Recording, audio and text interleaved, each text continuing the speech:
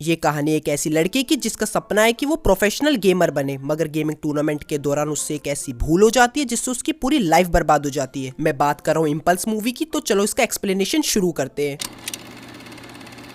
पहले सीन में हम एक गेमिंग टूर्नामेंट को देखते हैं जिसमें जीतने वाले को $10,000 इनाम राशि मिलेगी। गेम का वही पुराना रूल था कि ज्यादा से ज्यादा लोगों को मारो, पॉइंट्स इकट्ठा करो और एंड तक खड़े रहो। हम देखते हैं कि दो प्रो प्लेयर्स बाकी सभी प्लेयर्स को धूल चटा रहे होते हैं। इस मूवी की लीड एक फीमेल होती है जो कि अपना पहला गेमिंग टूर्नामेंट खेलने आई होती है। वहीं रॉय काफी गेमिंग टूर्नामेंट जीतता आ रहा होता है और गेमिंग वर्ल्ड में उसका अच्छा नाम होता है। पूरा का पूरा क्राउड सभी को बहुत अच्छे से चेयर अप कर रहा होता है। रॉय को थोड़ा ज्यादा एक्सपीरियंस होता है, इसलिए वो उस लड़की से थोड़ा आगे हो जाता है। क्योंकि पहली बार टूर्नामेंट खेल रही थी, वो लड़की नर्वस हो जाती है जिससे उसकी परफॉर्मेंस गिर जाती है। वो बेटर कंसंट्रेशन कर सके इसलिए वो एक एनर्जी ड्रिंक पीती है जिसका नाम इम्पल्स 9 होता है। जी ड्रिंक पीते ही उसे सब चीज स्लो दिखती है जिससे वो बेहतरीन एम और किल करती है। जॉय समेत वहाँ खड़े सभी लोग हक्के बक्के रह जाते हैं और वो टूर्नामेंट जीत जाती है और अपने बॉयफ्रेंड के साथ अपनी इस पहली विक्ट्री को सेलिब्रेट करती है। सेलिब्रेशन करते वक्त टेबल पर रखी वो एनर्जी ड्रिंक वहाँ से जमीन पर गिर टूट जाती है। जैसे ही बोतल जमीन पर गिरती है, सीन ऐसे चेंज होता है जैसे कि टाइम ट्रेवल किया हो। हम पाते हैं उस लड़की के हाथ में एक बच्चा होता है और वो लड़की अब थोड़ी एज में बड़ी लगती है। उस लड़की कम औरत को अब कुछ समझ नहीं आ रहा होता है और उस घर की हालत भी काफी बदतर होती है। वहाँ दो और बच्चे भी होते हैं जो उसे मम्मी बुलाते हैं, जिससे साबित होता है कि ये फ्यूचर है। घर को देखकर ऐसा लगता है कि यहाँ कोई बिजली पानी नहीं है और इस घर में सुख सुविधा का कोई साधन मौजूद नहीं है। बस इतने में सीन दोबारा रिवाइंड हो जाता है पास्ट में। टूर्नामेंट होने से कुछ दिन पहले का वक्त दिखाया जाता है जहाँ हमें उस लड़की का नाम वेल बताया जाता है। उसके बारे में और बताते हैं वेल वीडियो गेम्स के लिए पागल है और उसे गेम्स में ही अपना करियर बनाना है। यह साल 2017 बताया गया है और वेल अपने फादर के साथ अकेले रहती है। वेल के फादर दूसरे किसी भी पिता की तरह ही समझाते हैं कि गेमर्स का कोई प्रोफेशन नहीं होता और उन्हें ढंग की नौकरी करनी चाहिए। इतना समझाते ही वेल के फादर उसे जॉब इंटरव्यू के लिए भेज देते हैं। बाहर वेल का बॉयफ्रेंड उसे पिकअप करने के लिए कार में बैठा था और दोनों वहाँ से निकल पड़ते हैं। रास्ते में देखते हैं वेल को जो कि इंटरव्यू छोड़ के गेमिंग टूर्नामेंट की ओर जाने लगती है। उस टूर्नामेंट का नाम फील्ड ऑफ फायर होता है। ये एक मल्टीप्लेयर गेमिंग टूर्नामेंट होता है जिसमें एंड तक खड़े बचे रहना है। वेल को मालूम चलता है कि अगर वो ये टूर्नामेंट जीत जाती है तो उसे ढेरों पैसे मिलेंगे जिससे वो अपने लिए गेमिंग कंप्यूटर भी बना सकती है। वेल का बॉयफ्रेंड उसे बताता है कि टूर्नामेंट में एक वाइल्ड कार्ड एंट्री भी हुई है जिसका नाम रॉय है और उसे हराना थोड़ा मुश्किल पड़ सकता है। नेक्स्ट सीन में हम दोनों को टूर्नामेंट का सर्वे करते देखते हैं जहाँ रॉय अपने फैंस के साथ पिक्चर्स क्लिक कर रहा होता है। वेल का बॉयफ्रेंड उसे ज्यादा टेंशन लेने को ना बोलता है और सिर्फ क्वालिफाई करने पर फोकस रखने की बात बताता है, मगर वेल को सिर्फ क्वालिफाई करने से मतलब नहीं था, उसे रॉय को भी हराना था। थोड़े ही देर में सभी प्लेयर्स अपने कंप्यूटर्स पर बैठ जाते हैं और गेम शुरू हो जाता है। शुरुआत में तो वेल नंबर 1 पर होती है, मगर रॉय कुछ सेकंडों में ही वेल को पिछाड़ देता है बिना कोई मेहनत मशक्कत के।